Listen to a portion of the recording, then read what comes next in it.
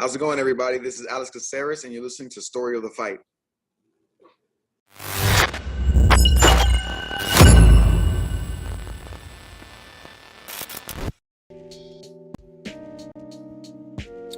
What it do, Will?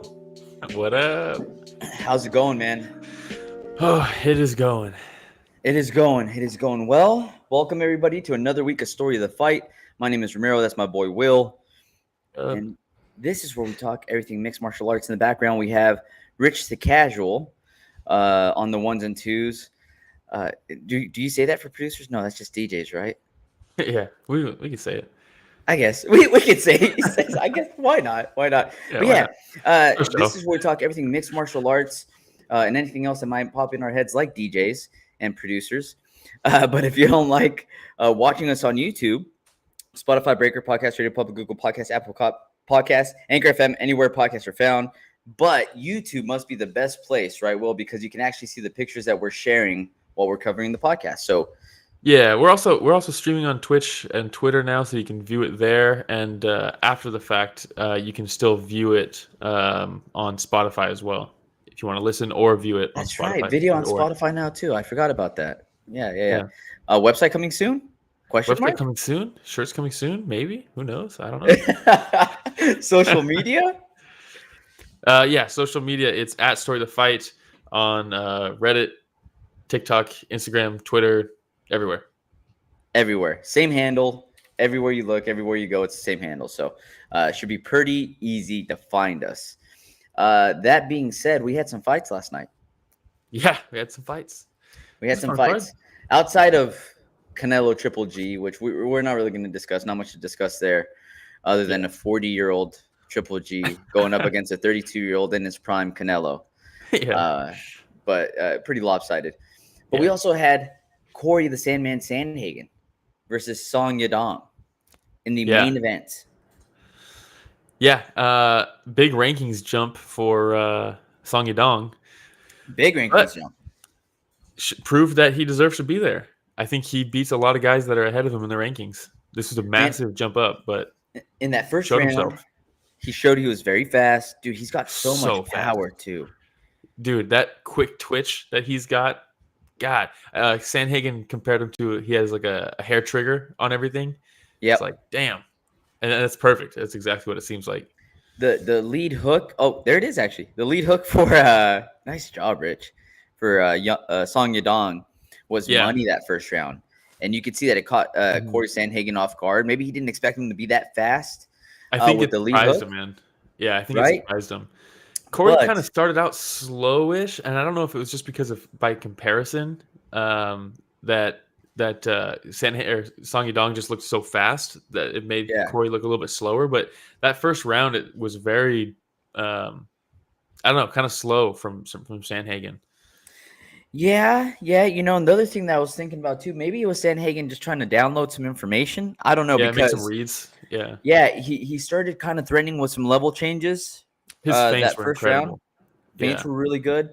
But man, Sandhagen, the second round adjustments that he made were fantastic.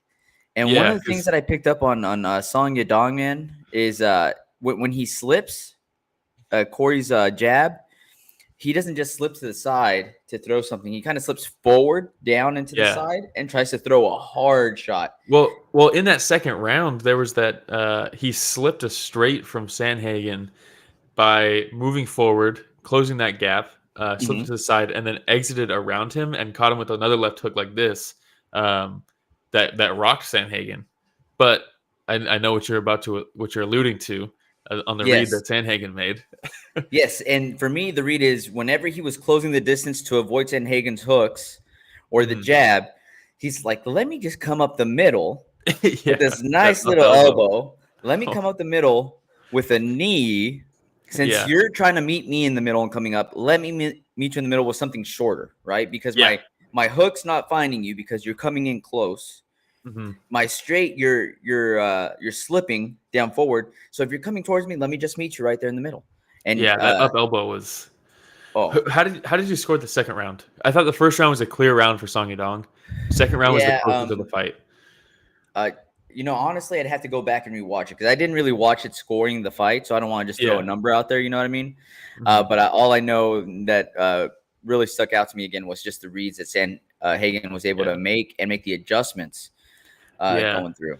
That and I think Song Yadong stuffed like 14 takedowns or something crazy like that. But Sandhagen was doing this thing where like he would shoot and like make contact.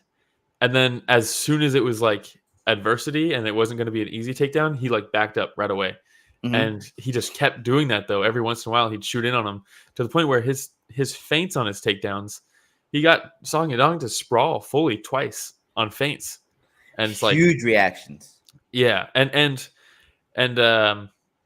I mean, maybe that's just Song Yadong because he's so fast that it's like, I can just make this reaction and be back in time that you're not going to catch me off guard. But eventually you will slow down if you're making those big reactions to the feints. And eventually the takedowns will start working because you'll be like, oh, here comes a feint. Oh, no, it's a real one. And that's the beauty of mixing it up, right? Yeah, I thought Sandhagen's game plan was so good. And with that cut, he just kept making it a little bit bigger and a little bit bigger. And by the end of the fight, it was pretty apparent that Song Yadong was going into the fifth round, sorry, before they stopped the fight. They stopped it due to the cut. But going into that fifth round, I think the scorecard, so Sal D'Amato had it 2-2. Chris Lee had it 3-1 in favor of Sandhagen, and Derek Clearly had it 2-2. So the fifth round was the decider. No. But that being said, Song Yadong after the fight said he can't see out of the eye with a cut. Yeah. And he was getting, I don't know if it's from blood loss and exhaustion mixed, probably a little bit of both, but he didn't seem the same. He could barely even get to the stool after the fourth round. I think if it went to the fifth round, I think Sandhagen would have taken it. I don't think he would have been able to do enough. The thing that we forget sometimes is that they're human, right? Yeah. And a lot of times the body's natural defense mechanism, when you start seeing blood and you know that you're severely injured and starts wanting to slow down and say, hey man, like let's hibernate for a second. Let's hibernate for a second. Here's a little bit of adrenaline to start off. Mm-hmm. Then after a little bit, like, hey, we're gonna have to let me swell up a little bit. Let me get some blood to that area. Let me, let me try to recover real quick. And maybe that's what happened with Song Yadong going into the fifth round. Now that doctor, I've said it before, Will, and I'll say it again. I could be a doctor for the Nevada State Athletic Commission. Yeah, your boy can go in there. You know that article where it's like, it's been 10 years since the Just Bleed guy. Here's where he is now. That was him. He's a doctor. He became a doctor. Yeah. He became a doctor. And, this guy walked out in the third round, and I thought to myself, this guy woke up today, and he chose violence. Yeah, especially after the violence. Oh my God, we'll talk about that a little bit later. His favorite saying is he looks at a cut, which is and they're bad cuts, and he's like, "If it gets worse, let me know. Keep an eye on it." Yeah, keep an eye on it if it gets worse. By the way, Mark Smith, I'll talk a little bit later. Fantastic job. Yeah. But if we can go on to that one picture, Rich, so that anybody that's watching can see what cut we're talking about. The Song Yadong cut? Yeah. And there it is. So warning, anybody that is probably should get the warning before we put the picture on. Yeah. But that's a pretty nasty gash, man. And it's so my concern, such a bad spot. Terrible spot. My concern is it starts running down to the eyelid. And that was kind of the doctor's concern at first. And then again, he was like, oh, that's right. I forgot I chose violence today. He's good. Cutman did a fantastic job in between. Yeah. Rounds. I mean, he filled that thing with Vaseline. After the second round, where because it happened in the second round with the up elbow. After the second round, there was at a point the Vaseline was falling out of the cut, and I was like, "Do you want the Vaseline and the blood in his eye?" Like I mean, what else can you do? But I mean, look, that's a perfect shot right here because you see the stream of blood, and it's going right down to the corner of the eye there. And shout out Ruben. Thanks for joining us today, Ruben. He says once Song's head heals, I can't wait for him to fight again. So we're a family show. An exciting fighter. He's an exciting fighter. Yeah, exciting fighter. Prove that he can be. He's better than his ranking. I think he was ranked 10 or 11 before coming into this fight. And the UFC saw how good he is, man. And they're like, you know what? I think he's ready to jump up to the top 5. Dude, he rocked Sandhagen in the second round. That left hook where he exited out the angle, he closed distance, exits out to his right, throws a left hook around him. Sandhagen didn't see it coming, and he backed right up to the cage. And it's like, if you're going to hurt Sandhagen, then you deserve to be like in the top 7 at least, top 6. I mean, you're good. He proved he belongs for sure. Yeah, and it's funny because where he's struggled a little bit in the past is the grappling, which is, I mean, he's training at Team Alpha Male, but like when he fought Kyler Phillips, the takedowns worked really well, top control for a long time. But in this one, I mean, obviously Sandhagen's not like, when you think of takedown artists, you don't think of Cory Sandhagen. But the ability to stuff all those takedowns, when he did get taken down, pop right back up. That leg trip too, most times in the 4th. Ooh, yeah, beautiful, nasty, thing of beauty. Yeah, but yeah, I think he proved himself that he's not only really good, but also still getting better. And I mean, how old is he? Like 24, 25? I don't know, man. He's 24 years old, dude. Jeez, super young. Yeah, I mean, this is one of those fights that is going to age well for Sandhagen, I think. In like 3 years, Song Yadong's going to be at the top, I think. Probably less than that, but 3 years from now, he's definitely going to be one of the top guys, and Sandhagen's going to have a win over him. I have a question to ask you, Will. And I'll ask it a little bit later, but it has to do with Song Yadong and Andre Fili. And you'll probably know what the question is. And the best names in MMA or what? Yeah, exactly. But yeah, so it was a fun main event. I wish they would have been able to go into the 5th round. It seemed like Sandhagen really wanted it to go into the 5th round. Yeah, I'm glad they stopped it because of his cut, his gash. Yeah, but I'm saying I wish it would have gone in because I would have loved to see how it ended up. Yeah, me too. When it's tied going into the 5th, it's like, ooh, what's going to happen? Those are the best fights. But yeah, in hindsight, when he says that he couldn't see out of it, that's the right call. But oh yeah, for sure. Yeah, Sandhagen said he wants to fight Chito Vera or Merab next, which I think both those fights are good fights. I would rather see him fight. I think Chito Vera is the fight I'd rather see, style wise, but rankings wise, if I'm Sandhagen, I'm saying Merab. Let's do Merab. Merab Valishvili, yes. And that's probably either one of those. Number one contender fight. Chito Vera said, hey, if he wants it, he can get it. Yeah. And I think if that fight goes down and either one of those guys wins in, a decisive fashion, then maybe they just jump Valishvili, we see. Yeah. How about this? Early predictions. If he fights Merab, I think Merab might beat him. I think I would pick right now. I'd pick Merab to beat Sandhagen. But if he fights Chito Vera, I would pick Sandhagen. I don't know anybody else in the division would be able to keep up with the pace that Merab puts on. It's nonstop. Yeah. Not just in this division. I'm trying to think of anybody else that just maintains that pace in any division. It's nuts. Yeah, Max Holloway maybe. Maybe, but it's just that Max Holloway is this constant pace with his punches, his striking, nonstop forward. It's a different pace. Merab is grappling and dirty and clinching, and it's just all the crap that a lot of fighters don't like to do. Don't want to for 3 straight rounds, nonstop from the time the bell sounds. How many takedowns did Jose Aldo stuff from Merab in that fight? Like 50? Like it was just nonstop. It's nuts, man. It's nonstop. Yeah. And the thing with Merab too, man, is that we've seen him get seriously hurt. Yeah. Shout out Marlon come back to the year. PFL. Yeah. Yeah.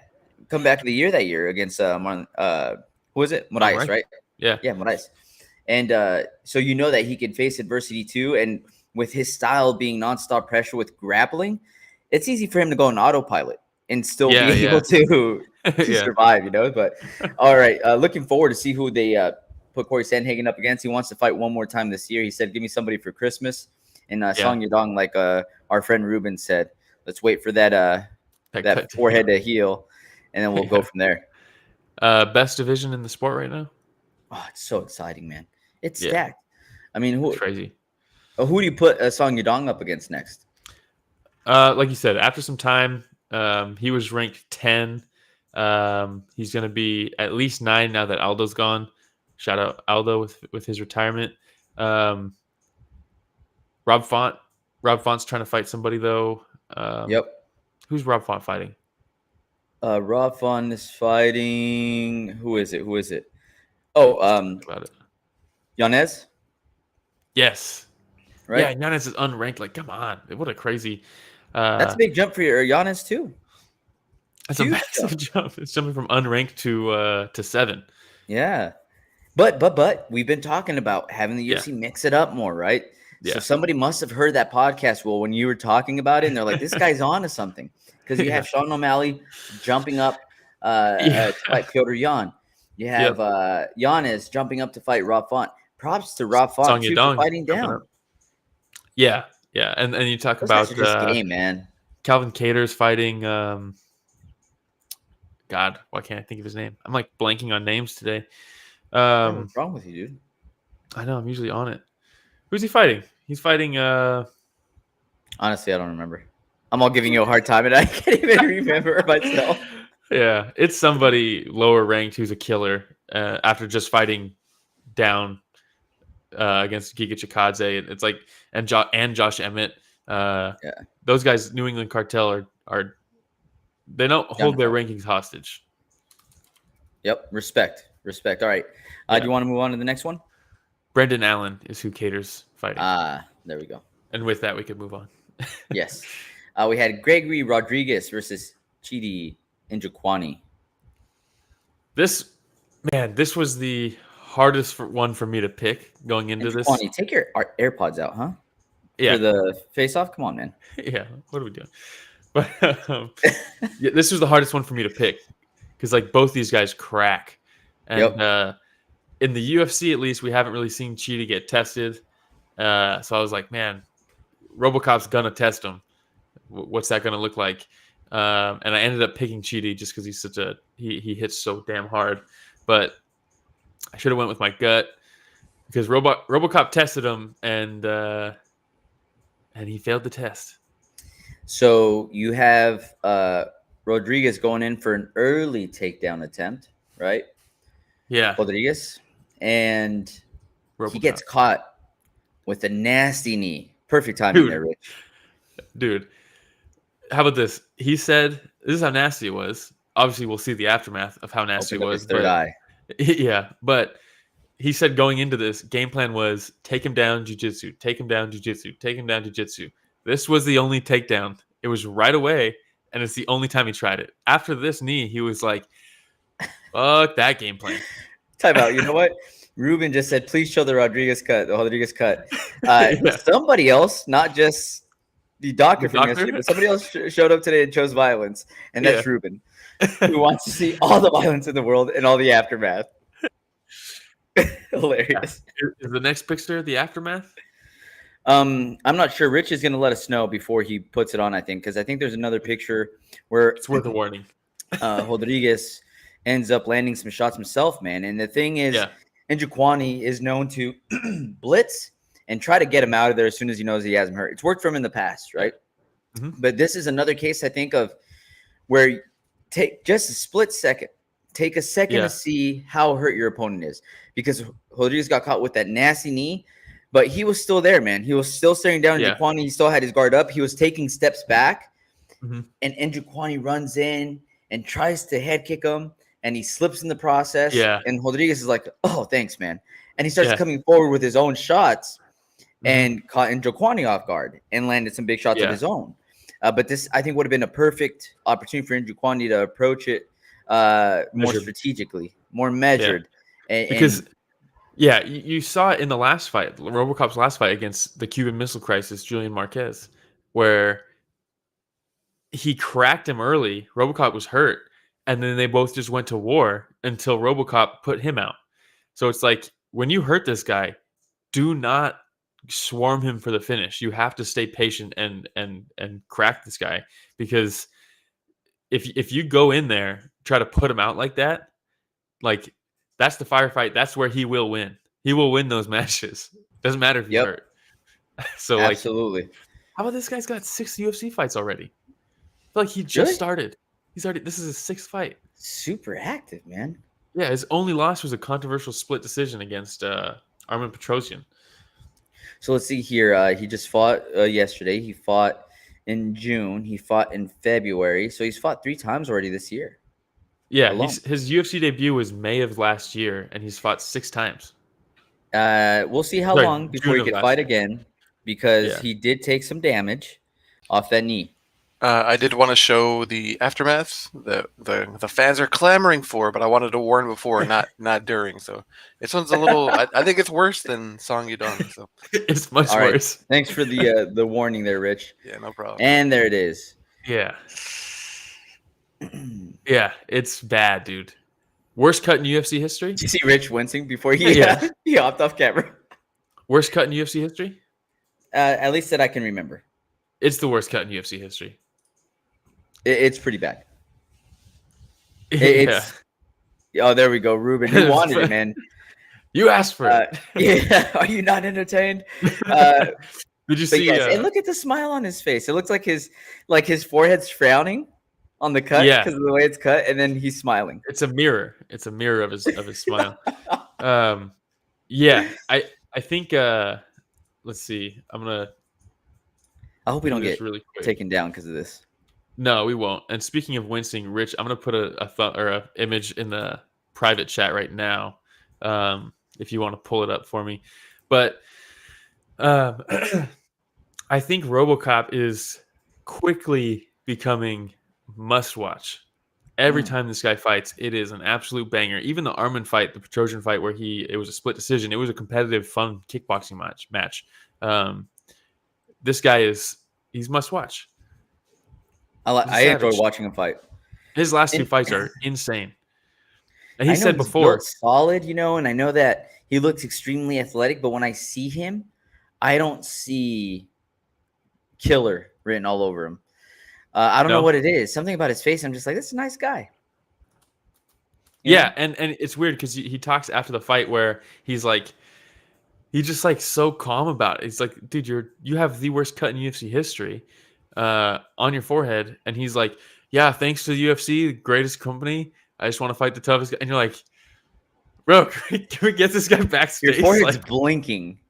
Your forehead's blinking while I talk to you. There's another picture. I don't think you added it. I hope. I don't think that's the one that I don't think we can show, where it's the actual doctor backstage working on it. Yeah, DC after interviewing him. That's Rich right there. Yeah. But it's such a they're looking spot on. Yeah. Oh, but man. That picture with the doctor's kind of opening it a little bit, you can see an artery that's as big as like an HDMI cable, and it's running down. Is that an artery? It's an artery, dude. I thought it was like a draining tube or something. And that's no. It's a tube of blood, and the doctor goes in there, and he opened it to look and make sure the fight can continue after, and he was like, if it gets worse, let me know. Could you imagine if that artery got like elbowed or something? Like what happens there? What's worse than that? Like how much worse? But this is where I'm saying Mark Smith. So after the ref told him that, the next round, the entire time, he puts himself in position to be staring at Rodrigues the entire time and just staring at his forehead. Only watching that. And so just fantastic job by Mark Smith, man. He's quietly becoming one of my favorite refs. He's number 2, I think. Maybe number 3 for me. Marc-Andre's really good too, but him and Marc-Andre are fighting for the number 2 spot, I think. They're so good.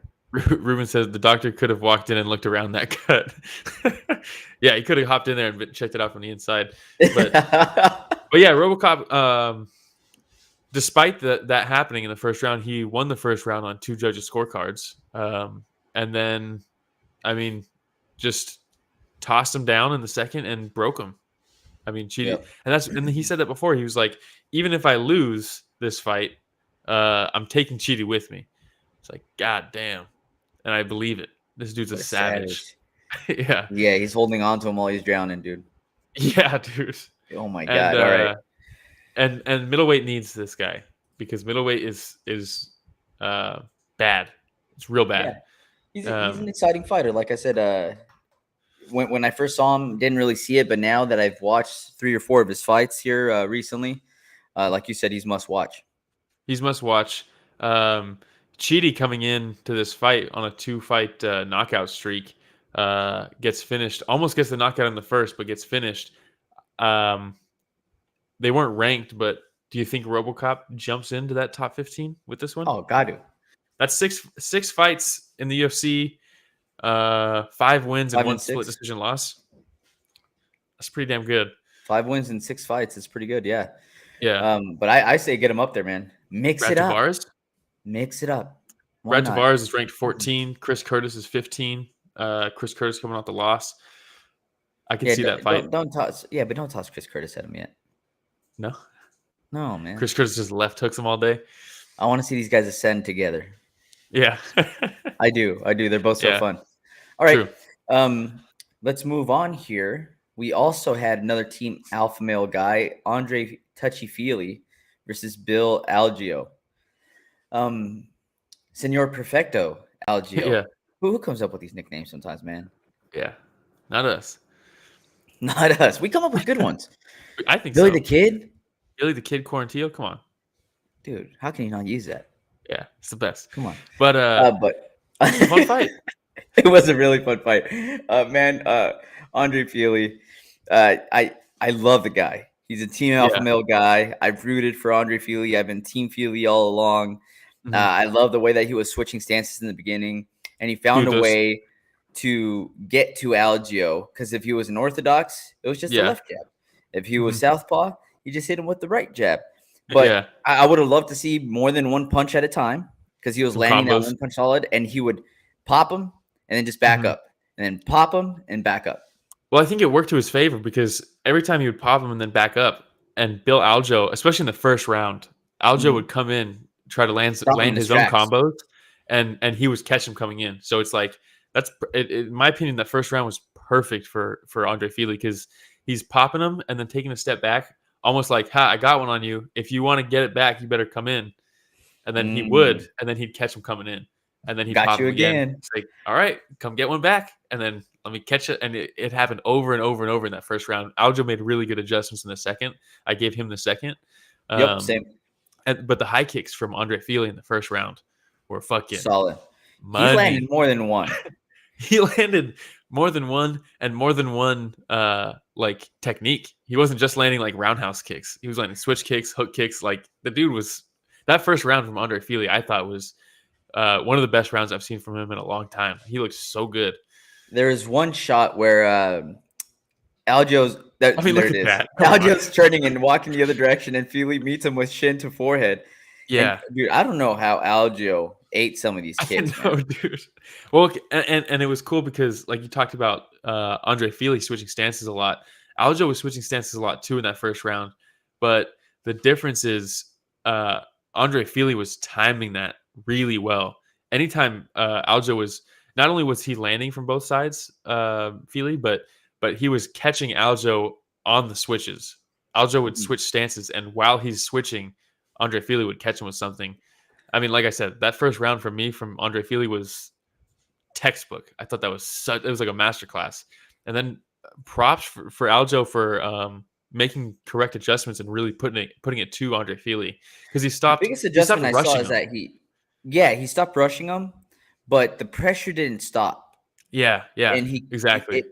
Because he would rush him, and then he'd get popped with something. Like I said, he'd get stopped in his tracks. He would reset, and then he'd come forward again.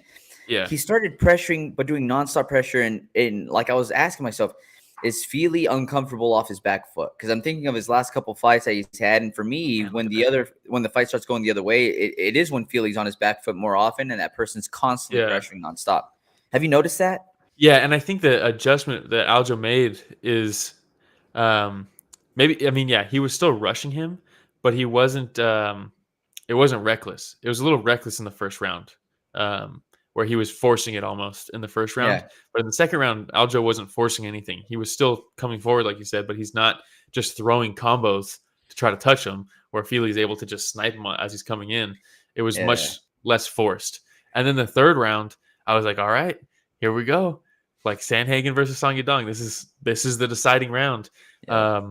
And Andre Fili said, hey, remember, this is mixed martial arts. And again, just stole the round from him. I thought it was such a good performance, taking 1 and 3 for Fili. Oh, for sure. And how do you when taking a look at that third round, what were you thinking? Because he had him in rear naked choke, wasn't able to finish in the rear naked choke. Algeo landed some heavy shots, man, even from that position. Just I think they said 30. Yeah, I mean it's one of those things where it's like, yeah, how do you score that? What do you favor? In my opinion, the choke was so close to being finished in the third round. I mean, look at this shot right here that Rich put. I mean, yeah, if you looked at that, you would say that's over. That's the end of the fight, but it wasn't. That being said, he punched him a lot off his back, which in that moment he was the one damaging. But the reality is that fight was very close to being finished in that round for not just a split second. It was very close to being finished for a decent amount of time. He had that choke in. In my opinion, if I don't know, those punches were never going to finish the fight.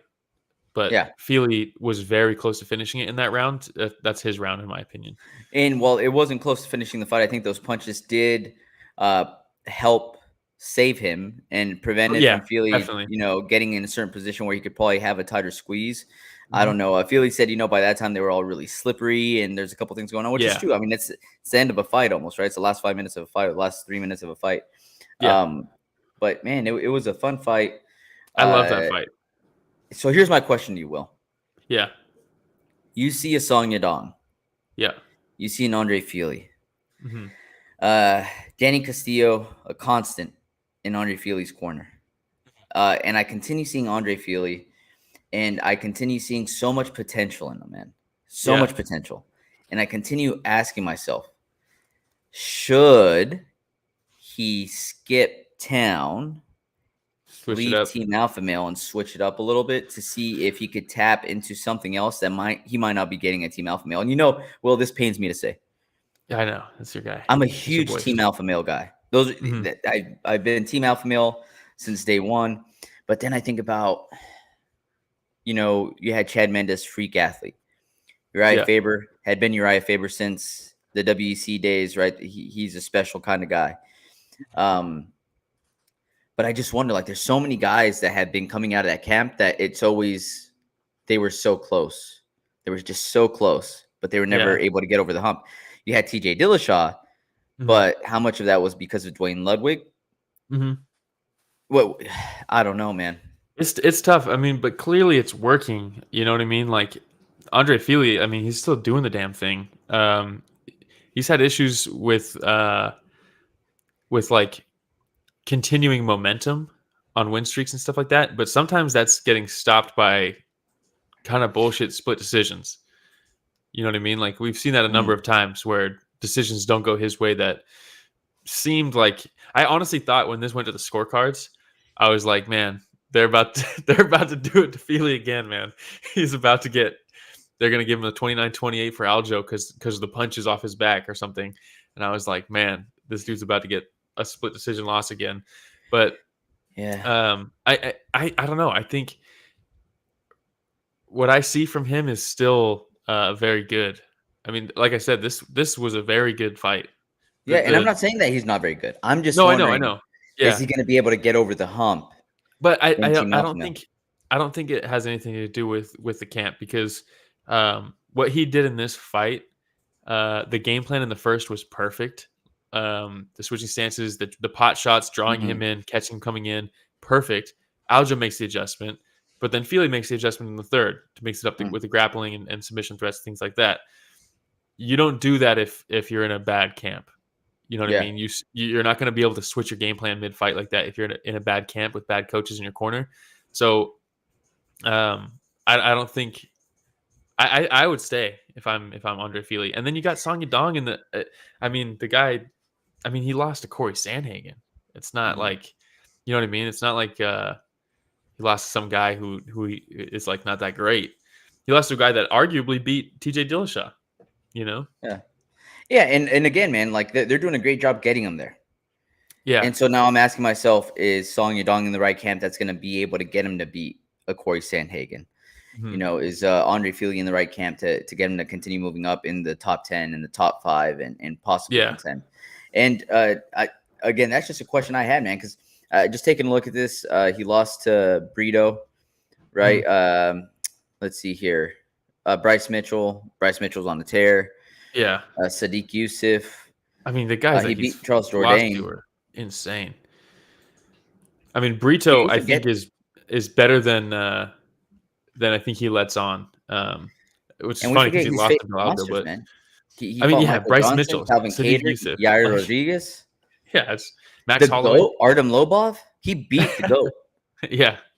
Wow. What a funny matchup with Reach, Yeah. But I mean, Fili just all long and lanky, and then you have T-Rex arms and Lobov. Yeah. I don't know. Awesome. I think he's doing the right thing. I think if he just stays active, I don't know. Some of that is I don't know. Some of that is just luck of the draw with scorecards and stuff. But yeah, I think he's good. I think he stays. All right. We can move on, man. And oh, by the way, very touching moment at the end where he talks about the issues that he was running into going into the fight, right? So, man, a very vulnerable moment for him to put that all out there, and the issues that he had been running into with his girlfriend Melissa. They were about to have their first child, and they lost it, right? So, man, touching moment. You could tell it was very touching for DC too when he was up there. Yeah, and let's see, he was supposed to fight Lando Venata, so opponent change also. Those aren't fun. Never fun.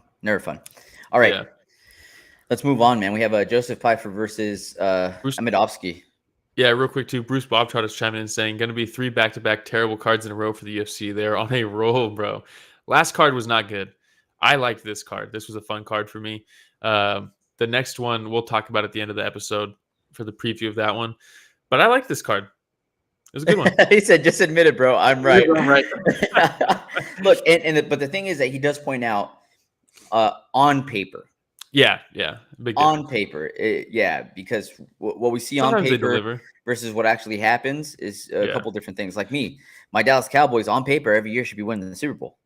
What actually happens, though, is completely different from what's on paper. You know what I mean? So I see where he's coming from. All right, so let's go into this fight here. So you have Joseph versus Alen, and interesting exchanges, man. I felt like they were taking too many turns. So like you go. No, now you go. Now you exactly. Go. So here's my 2 shots, and then the other one would wait. And here's my 2 shots, and then the other one would wait. And so Alen, when he threw 2 shots and he sat back, and Joseph was like, "Oh, it's my turn." Yeah. And he hits him with the big straight right, like right above the temple. Yeah. And knocks Alen down. Yeah. And then you see the referee go finish him, while Alan's staring up. Yeah, just helpless, staring up at Joseph. He's like, "Man, I hope he doesn't hit me." And Joseph looks at the ref, and the ref's like, "Dude, you got to finish him." Yeah. And lands this massive bomb. Lands a massive bomb. And then Alen just kind of like crawls into the fetal position after that, and it was game over. I felt so bad for Alen. Yeah, I think this one was is a mismatch. Shouldn't have happened. Yeah. Amedovski's now 0-4 in his UFC career. Pyfer coming into this has a lot of heat on him. The guy cracks, and this was the easiest pick of the night. And I mean that with zero disrespect to Amedovski, but this fight shouldn't have happened. There's that big right hand. Rich just put the picture up that landed, and I mean right after he fell from that, I think it should have been stopped, because it's not like Alen was intelligently defending himself. He was just kind of like laying on the side with his arms like to his side too, staring at Pyfer. So it is what it is, though. It is what it is. And shout out Bruce Bobtrotter talking about the next cards. Yeah, he's going off right now in the chat. Dern versus Jan, gonna be fireworks. Said nobody ever, and nobody ever will. Grasso versus Araujo, gonna be fireworks. Nobody ever. But to be fair, those are just main events. There's a whole card underneath them. And also, to be fair, to defend the UFC, I will defend them every once in a while. What? Defending the UFC? To defend them, Cannonier versus Strickland was supposed to be the main event on that Grasso Araujo card, but that fell through because of Strickland. But so that's not their first choice for the main event. But you got Martinez versus Cub Swanson, Askar Askarov versus Brandon Royval. That's a good card. Yeah, it's an okay card. It should still have might not have that huge main event star power, but the rest of the card's decent. It's okay. It's not great. I just looked at the rest of it, but there's some fun matches on the card. So that means you just gotta admit it, bro. Tell Bruce Marc-Andre he's right. Yeah. You gotta admit it. But hey, never mad at watching Mackenzie Dern. I'll just say that. Yeah. Never mad at it.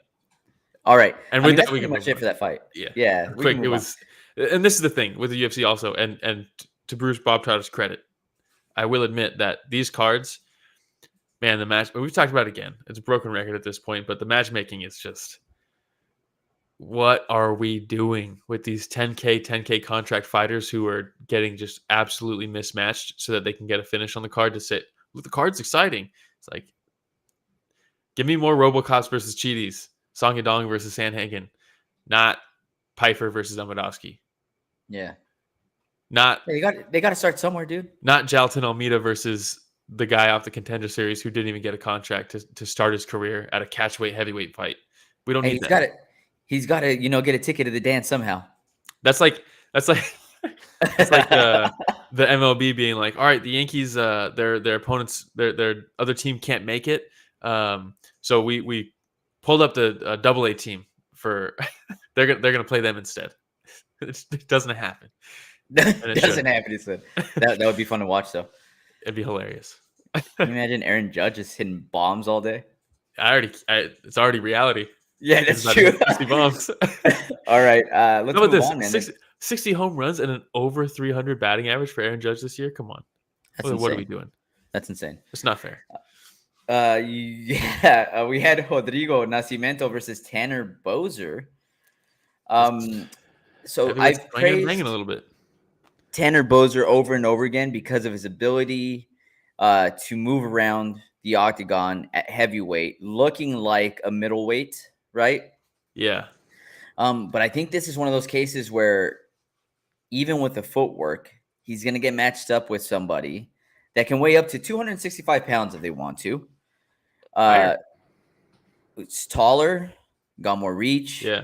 And if taken down, you could be pretty damn good at jiu-jitsu. You could be a pretty damn good wrestler. But when you're weighing in at 229 pounds and your opponent's weighing in at 240, 250, 260, like you said, maybe even higher if they cut weight for 265, you're going to have a really hard time in this fight. He needs to go to light heavyweight. That's exactly the reality at this point. It's a reality at this point. His movement is good. There's something going on though where he's moving maybe too much and his strikes are missing horribly. Where he's moving while he's punching, and he's landing on people like under their armpits and like weird places where the punches are not connecting where they're supposed to be connecting. And I think he's moving way too much, and I think that's because he's at heavyweight and he needs to. Yes, and exactly. He needs to go to light heavyweight. That's what I was gonna say. I think he doesn't have a choice. Yeah, he needs to.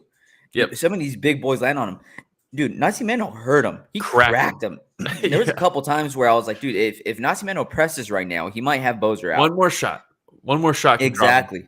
But he needs to move around like that, man, because a solid connection from any one of these big boys, and Boser's out. Yeah. And on the flip side, in that second round, he almost had Nascimento out. He hurt him bad. Hurt him really bad. But again, to get in and land those shots again, to actually put him away, he's got to dance around him a bunch, even though Nascimento is just walking straight backwards slowly. He's moving around and he's cracking him on the shoulders, even though Nascimento's not rolling with these shots. There's zero head movement. He's hurt, but he's still landing in weird spots. It's like he could have got him out of there if obviously it's way easier for me to say sitting here, but yeah, he needs to go to light heavyweight because that power will still translate. The last thing I wanted to say about Boser. Yeah. With all the footwork, his footwork does a very good job of avoiding some of these big shots. Oh, yeah. Yeah, that too. But also, while his footwork's allowing him and helping him close the distance and avoid shots, he needs to add in some extra head movement as well when he's closing that distance, because there's plenty of times where he was using his footwork to avoid, then he used his footwork to come in, and he was still met with a solid shot by Nascimento coming straight forward because his head's in a straight line. Yeah. So maybe mixing the two in. Like Dominic Cruz, that didn't work very well for him last time. But you know what I mean? Just what are you gonna do? The footwork with the head movement would be fantastic. But yeah, Boser, let's see you at light heavyweight. Yeah, and like let's be real, light heavyweight. It's the for the men's divisions. These are the best 2 weight classes to be fighting at to get title shots and move up rankings with wins. Light heavyweight's barren still. That picture's hilarious. But yeah, go to light heavyweight and you're a couple wins away from a title shot. And I think this is a perfect example here where the picture that, in case you're just listening, that Rich put up is Nascimento having Boser's back and Boser's just giving a thumbs up. Not necessarily threatened, but there's nothing he could do, man. Look at the size difference. Yeah, it's pretty. I mean, look at their legs. Yeah. Look at Boser's legs tree compared trunks. to Nascimento. Tree trunks on Nascimento. Yeah. Boser's like my legs. You know what I mean? Don't skip leg day. Yeah. Don't skip leg day. All right. Anything else on that fight? No, it's a heavyweight fight. 15 minutes left, man. We got a few fights to cover. We have Damon Jackson versus Pat Sabatini. Yeah. Are we skipping Hernandez versus Marc-Andre Barriault? Yeah, I think you put down to skip him on the thing that you sent earlier. Whoopsie daisies. Anthony Hernandez looked very good. He said whoopsie daisies. Yeah, he looked very good. We don't have to talk about it, but fantastic chain wrestling, grappling, spiked Marc-Andre Barriault on his head pretty bad, and just kind of had his way with him. Hernandez looked very good. It's been a long time. Whoopsie daisies. Whoopsie daisies. Took him on his head. Marc-Andre Barriault said whoopsie daisies, and we can move on to Damon Jackson versus Pat Sabatini. Yeah, so Damon Jackson versus Pat Sabatini. Man, Jackson losing his brother. This is the one. This will get you in the feels. Man, had DC crying in there. I didn't know that. Yeah, yeah. I didn't know that had happened. Dude, man, the UFC. This is a ESPN move, and a big gamble on their part. Right before they walk out, they play a little thing with pictures of Damon Jackson and his brother talking about how last week his brother passed away and he still wanted to fight. I don't know if that's how we should present this type of stuff, because if Pat Sabatini, who's a killer and on an absolute tear right now, if he comes in and flatlines Damon Jackson after we all just watched a little video about how he just lost his brother, we don't need that. We don't need that. But it worked out the other way, and ESPN got to cash in on all those feelings because Damon Jackson landed the most awkward, weirdly placed front kick ever, and it rocked Pat Sabatini, and then he just tore him to shreds. Damon Jackson smelled blood and tore him to shreds. That was a beautiful finish. Yeah. Do we know what happened to Bradley Jackson? I don't. I never looked into it. Maybe Rich can look it up in the background while we're going. But yeah, we'll see. But yeah, so Damon Jackson cracks him with that front kick, hurts him, sees that he's hurt, rushes him, throws him down, and then just beats the brakes off of him until you get a verbal tap from Pat Sabatini. Yep. Is that what it was, the verbal? Because they were trying to figure it out. They're like, hey, did he tap? They were trying to figure it out, the booth was, but then the official decision said at something comes the verbal tap. And yeah, I mean, beat the brakes off of him. Yeah. And then immediately just breaks down. And he like shows his family. They're breaking down. Just big gamble. Brutal. Big gamble. Yeah. Big gamble. It paid off. Could have happened the other way around. Yes, as Bruce Bob Crowder said in the chat, it could have happened the other way around. It could have. Yes. He said, I love you from dark humor, bro. It's part of what makes MMA fun. Bruce Bob Trotter. Hey, thanks for joining us, by the way, Bruce Bob Trotter. It's always fun. Always bring some levity. For sure. All right. Do you want to move on to the next one? Yeah, we're at 50 minutes. We got a couple fights still. Loma Lookboonmee versus Denise Gomes. Yeah. Loma looked simultaneously incredible and absolutely bizarre in this fight. Just the weirdest fight IQ I've ever seen since like Rin Nakai, where I don't know. But it was a very fun fight. I enjoyed this fight a ton. But if I would have predicted this fight, I picked Loma, but I would not have picked her by just grueling grappling to win by grueling grappling, but she did. Very fast kicks. Where do you know this about Loma? Dude, that front kick to the body to open the fight. She's like, "We're gonna throw a leg kick." My front kicks were way faster, and just put her on her ass real quick. And sometimes, we'll see fighters be kick heavy, and it's to kind of help with the distance management. Yeah. But everything that Lookboonmee throws, as far as leg kicks go, are to inflict major damage. I mean, yeah, that Thai style is just so much fun to watch. It's awesome. And the fact that she's working on her grappling this well, I mean, her takedowns looked fantastic. She got a head and arm throw, which is hilarious because it's what happens in every fight in this division. But, I mean, she smothered her on the ground, escaped submissions. She got caught in that heel hook attempt. And just sat there? And then once she got out, she just sat there and allowed Denise to take her back. And it was like, don't just sit there. And then there's another time where that she escaped a submission attempt, and then she stands up and just turns her back and starts walking away. And Gomes gets up and is like, okay, and then just shoots for a takedown. And it looked like she was like when she got up, she just assumed that Keith Peterson like stopped the fight to like allow Gomes to get up too. But then it's funny because as she's walking away, she like gets surprised by Gomez's takedown attempt. Probably should have thrown a punch at her, but should have thrown a punch. Should have, could have, would have. But as she shoots on the takedown, she looks at Keith Peterson, and Keith Peterson's just like, it's so funny, dude. This is a fun fight, man. That guy was classic. Fight. Yeah, and you could see the inexperience when it comes to grappling, right? Because there was even a few times where Loma would have her back a little bit, but then she would kind of move into a weird position where it allowed Gomes to either sweep her or end up in a better position for herself.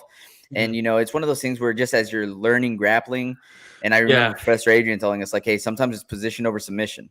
And then once you feel comfortable going for the submission, then you're good, but position over submission. And I feel like sometimes she would jump for the submission so quickly without having the proper positioning, which would allow Gomes to get out of there quickly. So, yeah. Hey, and you shout out Professor Adrian, by the way.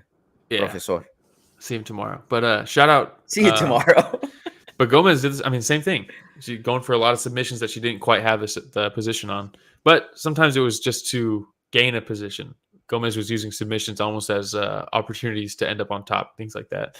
But it was a fun fight. There was a few times where like Loma with the takedown, and Denise was very accepting of the takedown, so much so that Loma would land in mount already. Yeah. And a lot of times with these fighters, as you're falling back, they're looking at, is there a hook I can get? Is there a butterfly guard I can land in? Is there something I could do where as soon as I land, I can try to sweep immediately? But instead she was like, okay. And she's falling back, and Loma's like right on top and do the vicious elbows, the rapid elbows. Oh my God, dude. That's the thing that I really enjoyed from Loma, is that when she was in a position to inflict damage, she took every opportunity. Definitely. And Gomes, I wonder if the game plan was, or not the game plan, but the thought process might have just been, look, she's a Thai fighter. Like, she's going to take me down, but I'll submit her off my back. And she just never quite could, Yeah. Yeah, okay. Ready for the next one? Yep. By the way, Rich, we see that Bruce Bob tried to put a German word in there. If you could Google that to see what it is, please. And let me know in the chat, just in case. All right, so we had Agapova versus Robertson. Man, this is also a great fight. Going into it, I was like, man, Agapova is so gnarly in the first round, and Robertson has been a little, I don't know what the word to use, but she's susceptible to taking some damage.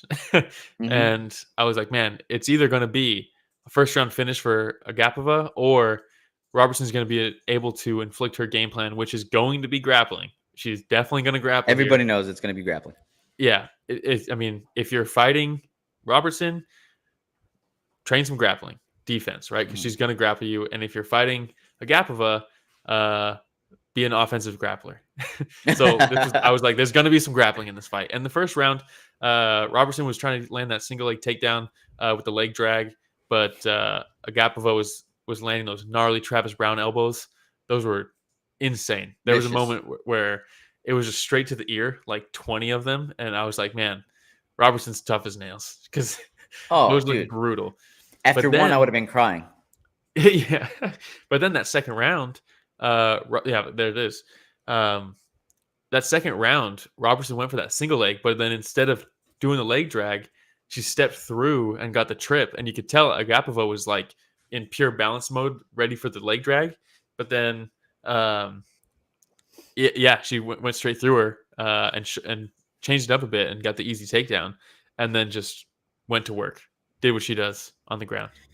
Yep, gets her in that rear naked choke, and the body's reaction. You never know how the body's going to react. So while she's in the rear naked choke, the announcers are saying she's biting on her tongue. She's biting down on her tongue. She's going to go out. She's going to go out.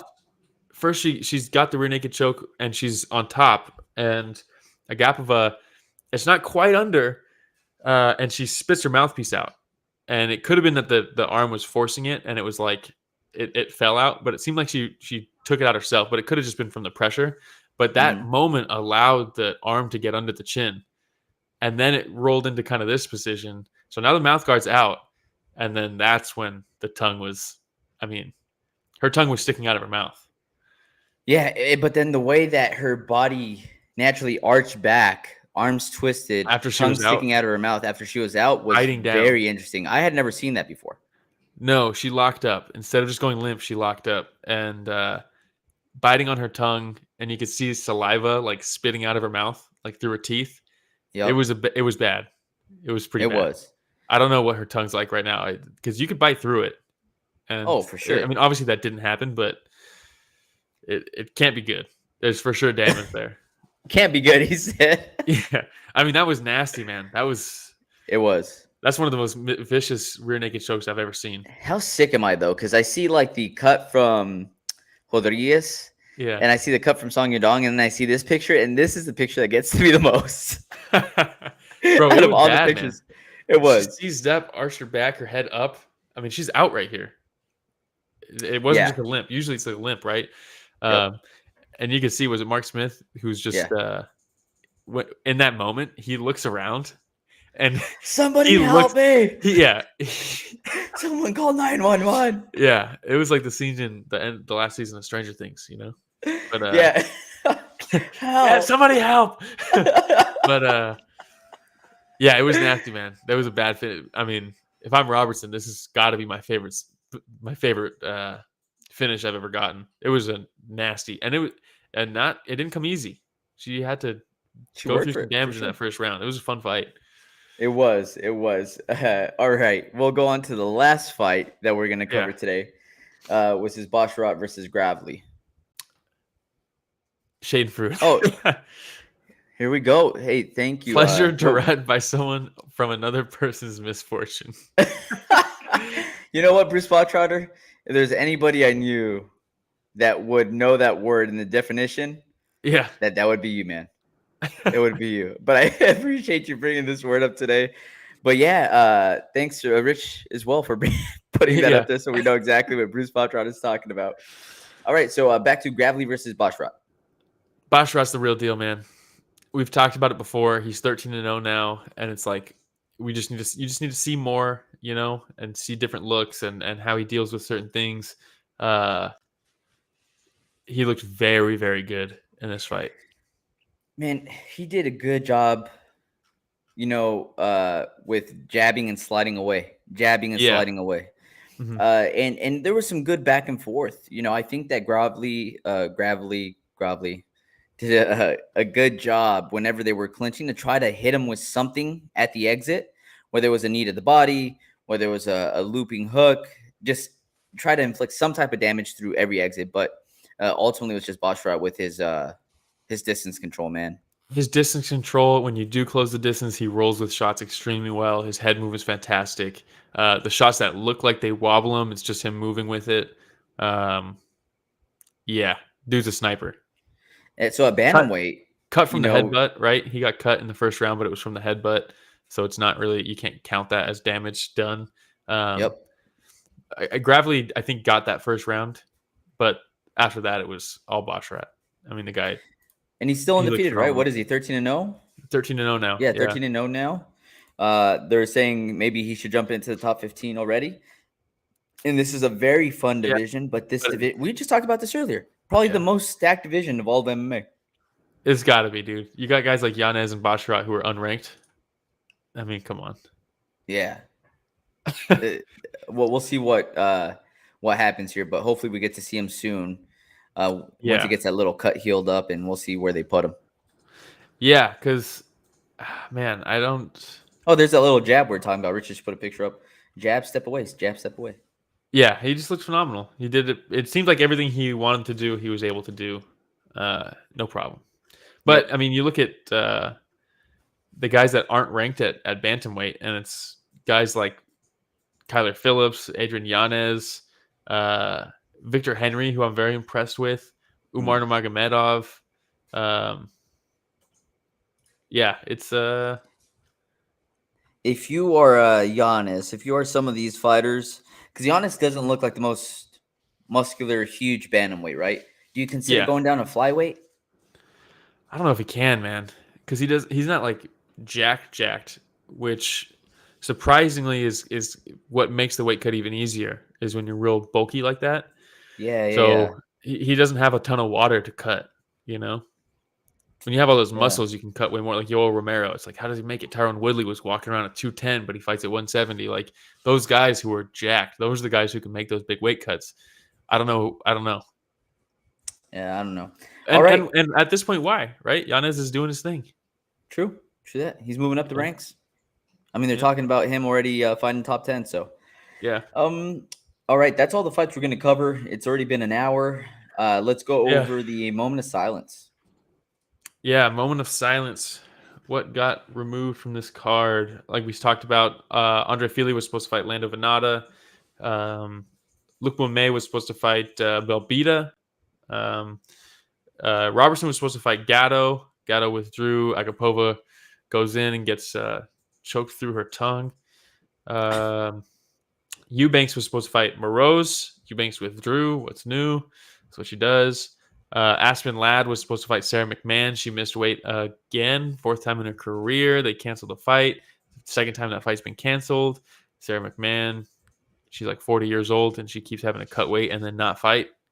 Can't be fun. The big one is the Giga Chikadze versus Sadiq Youssef. That would have been the big one. And we talk about with Bruce Bobtrotter, these cards are looking real bad on paper and stuff, but you look at some of these fights that could have happened. This card would have been, Aspen Ladd versus Sarah McMahon. But Chikadze versus Youssef. Yeah, Chikadze versus Youssef would have been really good. Fili versus Venata would have been really good, but that got replaced with a good fight on its own, so it's kind of fine. Yep. But this fight with Chikadze versus Youssef on that main card would have been, that's a big step up for the card on a card that I already enjoyed. So true. All right. Monies, bonuses. Yeah. So Chidi and RoboCop got fight of the night. Amedovski versus Pyfer. Pyfer got a bonus for knocking out Amedovski for probably shouldn't have happened, but whatever. I'll finishing him. Yeah, I'll take the 50K. I would have rather Robertson got that bonus than Pyfer. Damon Jackson got one for Damon Jackson got one for finishing Sabatini. Which you got to give it to him. That was that front kick was nasty, man. He threw it from such a weird angle. But yeah, Pyfer getting the bonus for knocking out a guy who's 0-4 in the UFC and he's 50 years old. What are we doing? Or give Pyfer the bonus and also give Robert. Yeah, how about that? Crazy, right? Yeah. But that's it for this UFC Fight Night recap. What do we have going on next week? Let's see. Next, it's one of the cards that Bruce Bobtrotter mentioned earlier. Yeah. Let's see. Bellator's got an event, so that'll be easy to skip. On the 24th, we got Ryzen's got Super Ryzen and Ryzen 38 the next day. I'll be watching that. Floyd Mayweather fighting Mikura Asakura over in Ryzen. That'll be fun. What time is that? Probably late. No, it looks like it's 10 p.m. Eastern, so regular time or our time. Okay. Nice little 4-fight card, and then the next day is their actual card, their MMA card. Because got to do it weird over there. Why not? Why not? But their card, Ryzen 38, is very good on the 25th. And then what else? We got the next ONE FC card is on the 29th and the 30th. They got 2 cards again, ONE FC 161 and Amazon Prime 2 separate cards. The next UFC is October 1st. Is that what I'm seeing? Dern versus Yan Xiaonan. Look at that. So UFC says we'll let ONE have their weekend. Hey, nice of them, dude. ONE FC fight recap? Actually, the ONE FC card is on the 30th. Yeah, so Friday the 30th, UFC has their card on Saturday. So I don't know how we want to do that. But Ryzen is next weekend. Maybe we cover Ryzen. Oh, I don't know. Maybe. We'll see. But why not? Why not? We got to do something, right? But you have Mackenzie Dern versus Yan Xiaonan, Randy Brown versus Francisco Trinaldo still doing it. I think he's like 60 now. Yeah, he's like 60 years old and still cracks. That's a fun fight. Trevin Jones is on the card as well. Sadiq Youssef on the card as well. Versus Barcelos, too. Barcelos versus Jones is a fun fight. Sadiq Youssef. Guido Canetti. Yeah, a lot of upgrade guys on this card. Yeah, Mike Davis fighting. He's fun. Against Borshev, Slavas. Let's go. Brendan Allen versus Jocko. Yeah, that's my pick for biggest letdown of the card. You think so? Yeah. Rosenstruck versus Chris Daukaus is a close contender for that also, though. You have Alexei Olenek, Jessica Payne. Yeah, Khalil Latifi. That's a decent card. We'll see. We'll see what happens. But you know what card is better, and it's that weekend? ONE? Yeah. ONE on Prime 2 is... Their Prime cards are looking good, man. Superbone versus Chingiz. That's a very good fight. They got the boy, Mikey, in the jiu-jitsu fight in the featured bout on the main card. Stamp Fairtex is fighting Martin Nguyen. I mean, it's a good card. All right. Well, maybe we mix it up a little bit. Maybe we cover a little bit of both. You know what I mean? Going back and forth, maybe? Bro, Stamp Fairtex. Let's go. Let's go. All right, man. Well, thank you, everybody that joined us this week. Again, if you don't follow us yet, we're trying to get to 2,000 subscribers. Please like, subscribe, hit the notification bell. That way you get notified whenever we do any fight companions, fight recaps, you name it. Anything that we put on here, you'll get notified. And maybe you don't like watching, but you like listening, in which case you can listen through Spotify, Breaker, Podcast, Radio Public, Google Podcasts, Apple Podcasts, Anchor FM. You can also see us on Twitch. Is that what you said, Will? Twitch and Twitch. We're live streaming on Twitch and Twitter also, simultaneously with YouTube. The video goes up after the fact on Spotify. But then we're also at Story the Fight on Twitch, Twitter, Instagram, TikTok, Reddit, everywhere. You know, the thing that doesn't change, though, Will, whether you watch us on YouTube, Spotify, or listen anywhere else, is that this podcast is produced by Richard Bustos. Okay. Hey, there we go. All right. Thank you, everybody, for listening to another week of Story of the Fight. Hey, shout out Mummify Sumo. You do have smooth voice.